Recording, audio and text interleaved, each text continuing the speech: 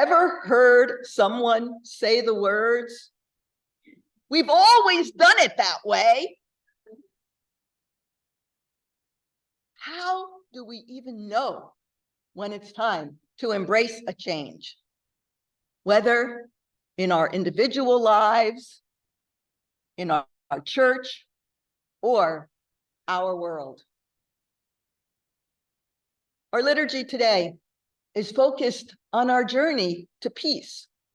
How do we get there from where we are? I get the sense we may have to see things dramatically differently than we see them today. An eye for an eye. That was an approach to justice first formalized in Hammurabi's code, right?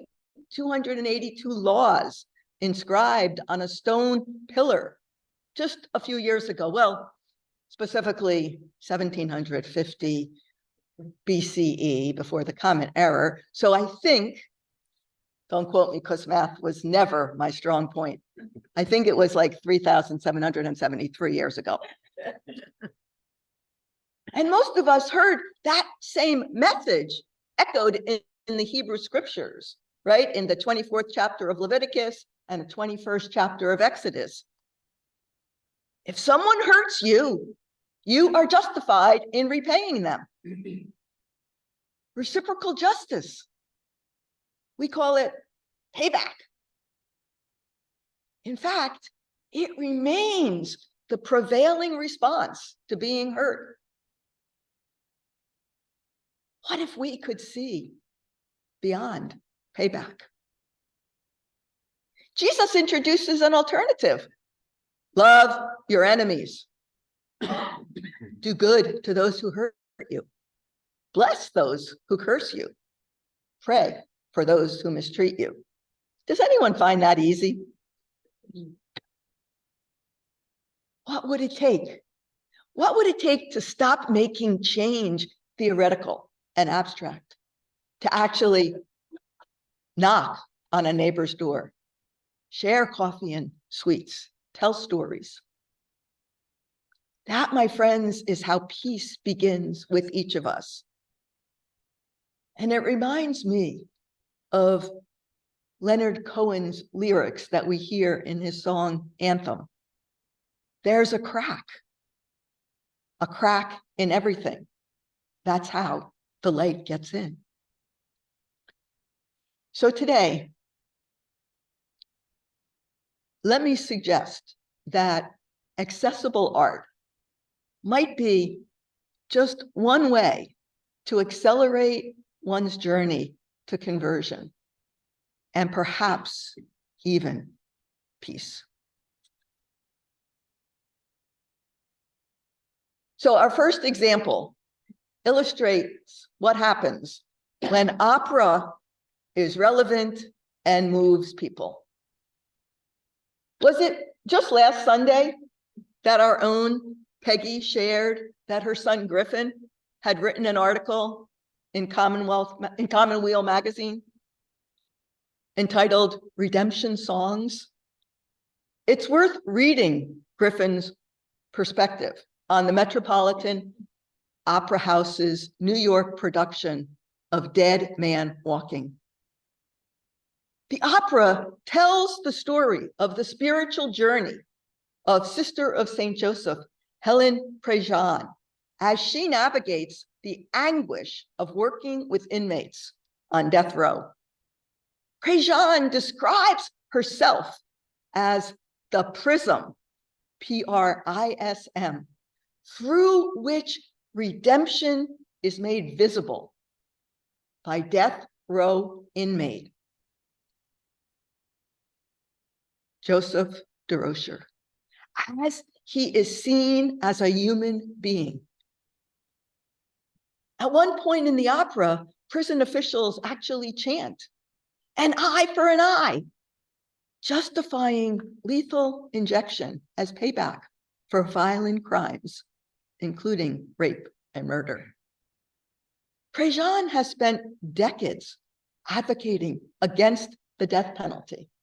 And she's grateful that now the Catechism declares the death penalty inadmissible in all cases. She's been quoted as saying, "The gospel of Jesus is always about change." A few days after the premiere in New York, with the cast of the Met, Prejean traveled by bus to Sing Sing Correctional Facility in Ossining, New York, to narrate excerpts of Dead Man Walking with the prisoners. Those imprisoned were part of the chorus. Prejean summed up the experience, and I quote, it was an incredible witness to see the creative potential bloom in persons others deem disposable and beyond redemption. So if you missed the simulcast yesterday, grab your tissues, because word on the street has it there wasn't a dry eye in the Opera House. Dead Man Walking is, I believe, streaming from the Met's website, if you still want to catch it. So our second example takes us north to Pat McKittrick's neighborhood in Burlington, Vermont. On the outside of the Fletcher Free Library in Burlington, there's a mural entitled Black Freedom, Black Madonna, and the Black Child of Hope, created by 26-year-old Haitian-American artist Rafaela Bryce. Rafaela explains that her name, Rafaela, means God heals. And in her case, God has. According to her website, rafdraws.com, during the COVID-19 pandemic, Raf turned inward and embarked on a spiritual journey of reconnecting with herself and her Haitian roots. The art that she creates draws from cultural, spiritual, and mystical references, using exuberant color palettes to create timeless visual stories.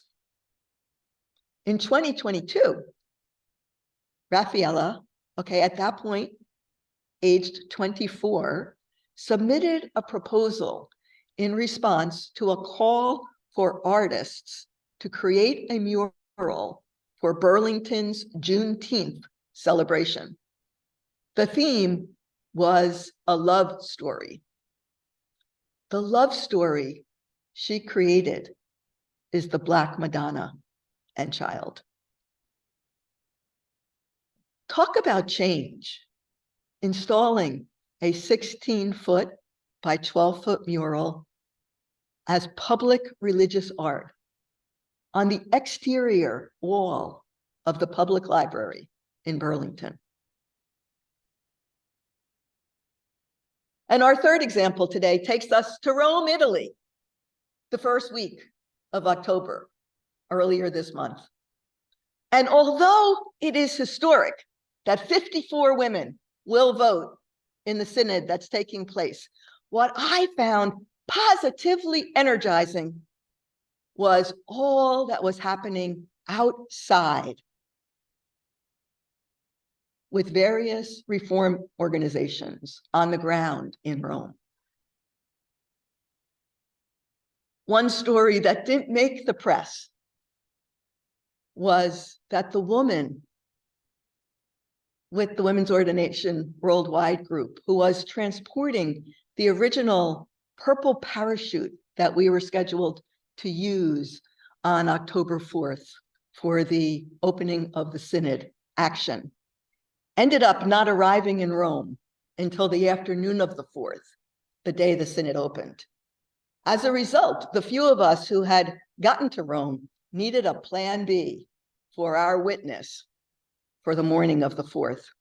We had to create something that could be unfurled 2 days later. Kate McElwee and Miriam Dignan, who are on WOW's leadership circle with myself, and Kate lived in Rome for a number of years.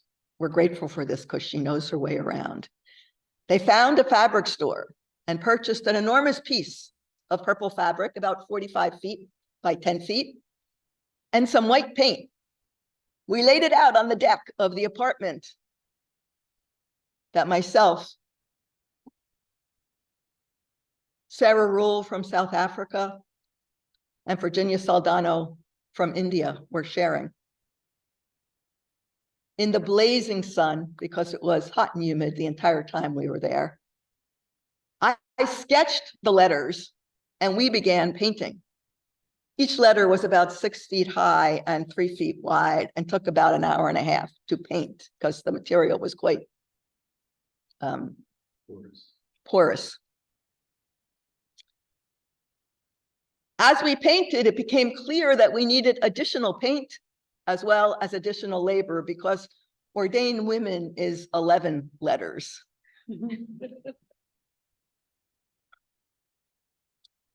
So we put out a call and 6 younger folks joined to paint that evening.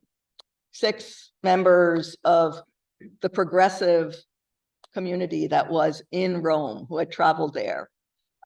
Some were members of the Women's Ordination Conference. Generally, their board is decades younger, certainly than me.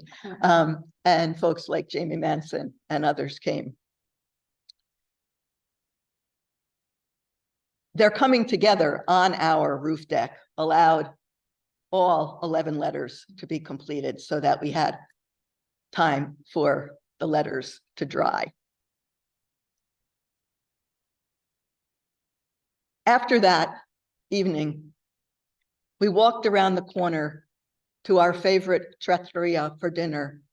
I could not help but observe the theme of the synod, right? For a synodal church, communion, participation, and mission. And here we were, a handful of women from Africa, America, Asia, and Europe, seeking equality and justice in Rome, living communion, participation, and mission, without the support of facilitators, cardinals, bishops, or male priests. It was positively energizing. Many of you have seen pictures of that large purple ordained women tent/banner that was unfurled on October 4th to mark the opening of the synod. Perhaps not as professional a production as an opera at the Met, or even a mural in Vermont. Accessible art, nevertheless, designed by yours truly. So, proof positive. We owe it to ourselves and our world to find new ways to reach out, to fill the gaps, and to connect heart to heart with people we don't know, even those we might disagree with. So let's exploit the cracks and let the light of love and peace fill our hearts and our world. A huge thanks to all of you for your prayers and support while I was in Rome. God bless you all.